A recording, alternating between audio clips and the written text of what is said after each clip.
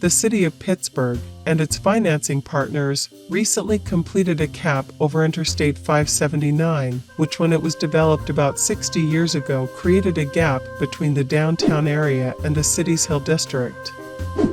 The cap, designed to restore the linkage, covers about 300 feet of interstate with a 3-acre park that features rain gardens, art-story walls, an outdoor classroom, an amphitheater, and integrated seating with benches and concrete bleachers, as well as a garden and green space for the people who work and play in the community.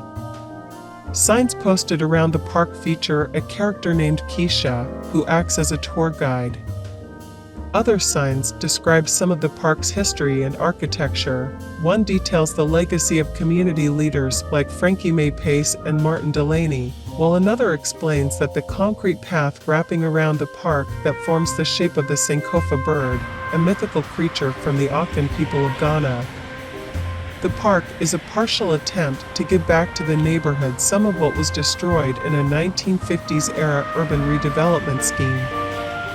The park is too large to get a sense of its design from a pedestrian point of view. Until the trees mature, it has little shade, and it seems to be baking in the summer sun. Unfortunately, some of the finishes seem to be of lower quality. For example, concrete walls are molded to look like stone, and a red-tinted concrete walkway already appears to be fading. Finally, the park has few features that would make it a draw for pedestrians other than from those walking to and from the Hill District to the downtown. The park also lacks some public facilities, such as a water fountain. Adjacent to the park is a site where a new 26-story bank headquarters building is under construction.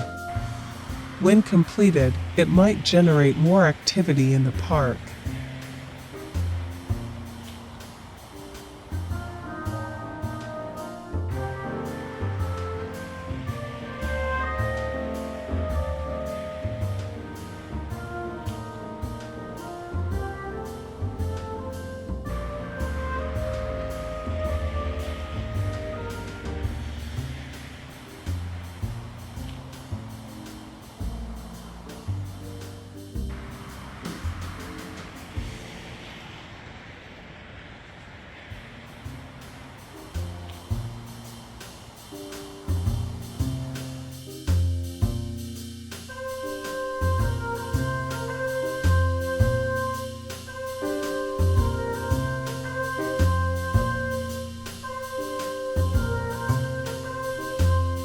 Thanks for watching.